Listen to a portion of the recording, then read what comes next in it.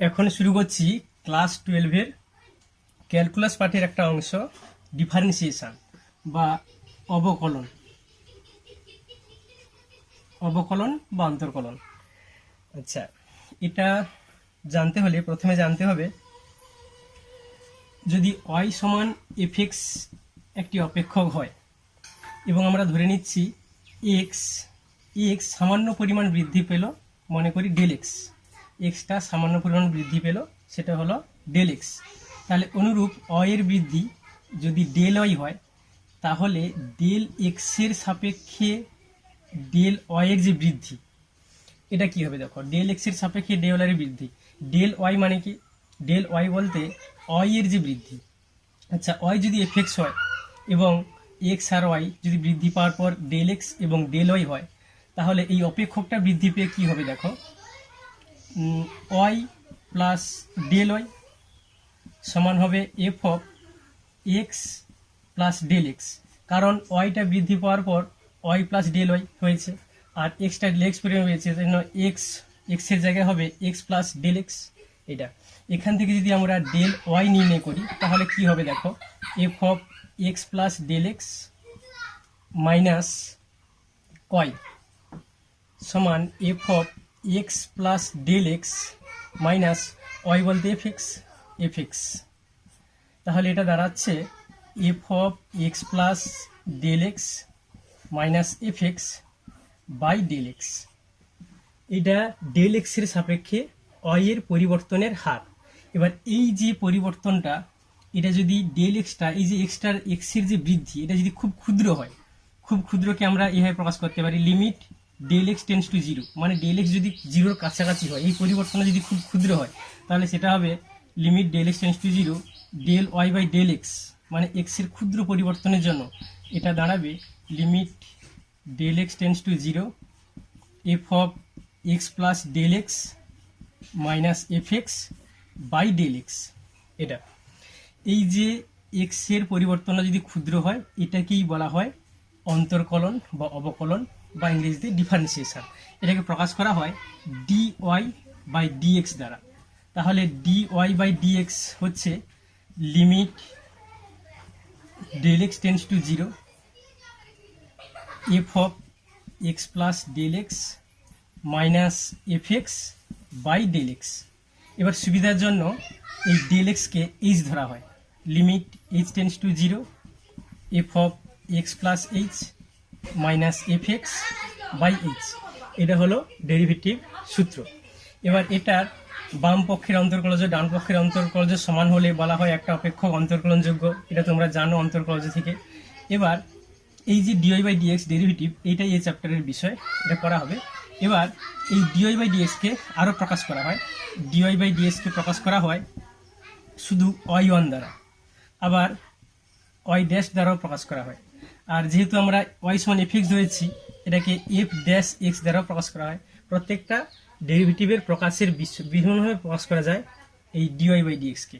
এটা তাহলে অবকলন কাকে বলে এবং সেটার সূত্রটা কি, সেটা জানতে পারলে। এবার এখন অবকলন করতে হলে কি কি সূত্রগুলো জানতে হবে, সেই সূত্রগুলো বলছি একসঙ্গে।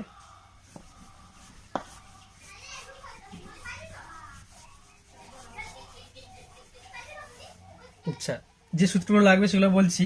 প্রথমত d by d x x to the power n, এটা হবে n into x to the power n minus one.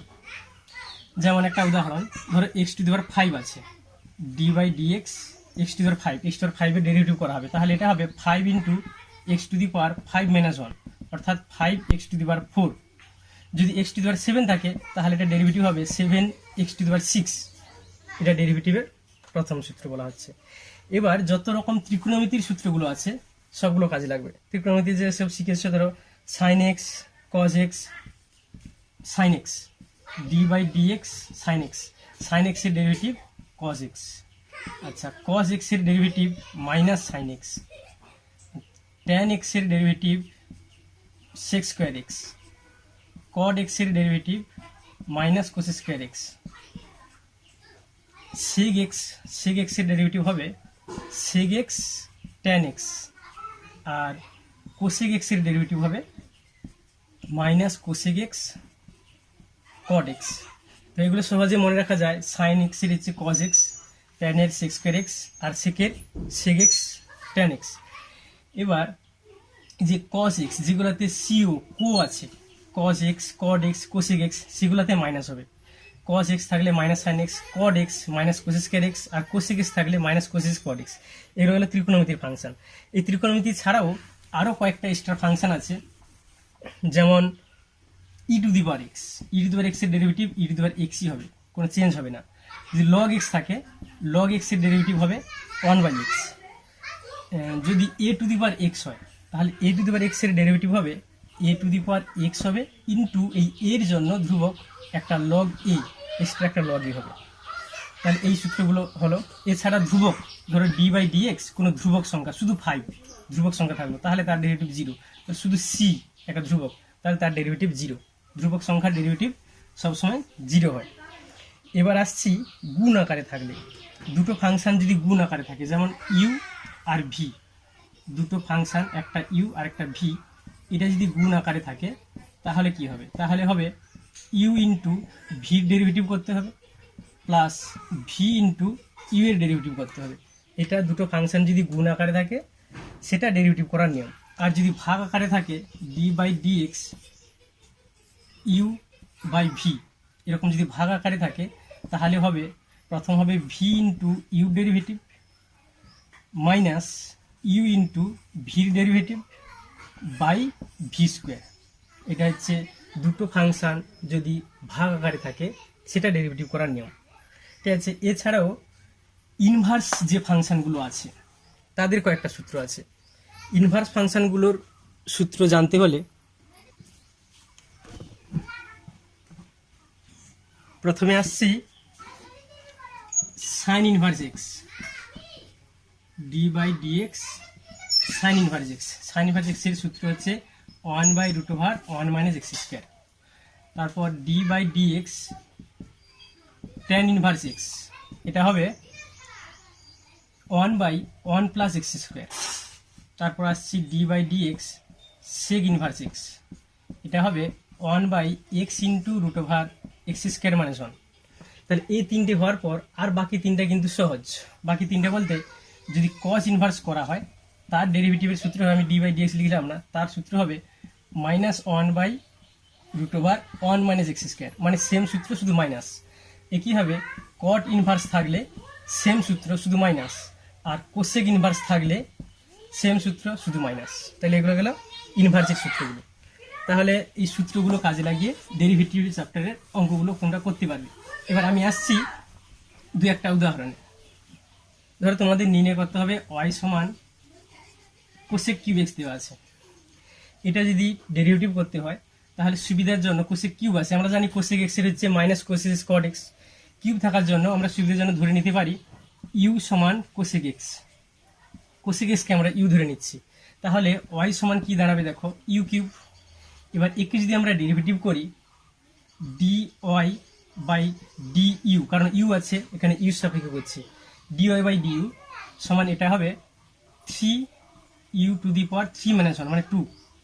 এইটা করার জন্য এই যে আমরা এটাকে ইউ সাপেক্ষে করছি, এটাকে লিখতে হয় উভয় পক্ষে ইউ এর সাপেক্ষে অবকলন করে পাই। শর্টে লিখলে dwr/2u, অর্থাৎ differentiating with respect to u, u সাপেক্ষে অবকলন করেছি। আর এটাকে যদি করি du/dx, এটা লিখতে হবে dwr/2x, এক্স এর সাপেক্ষে অবকলন করছি, du/dx সমান হবে minus cosec x cot x. এটা হলো, ঠিক আছে। এবার এখানে যদি বসানো হয়, আমি নির্ণয় করবো, দেখো dy/dx নির্ণয় করতে হবে আমাকে। তাহলে dy/dx কে আমি প্রকাশ করছি কি হবে দেখো, dy/du ইন্টু du/dx, মানে লবে হরে ডিউ গুণ করেছি, এটাকে বলা হয় চেন রুল, মানে কোনাকুনি গুণ করা হয়েছে, এই দুটো কাটাকাটি করলে কিন্তু dy/dx হবে।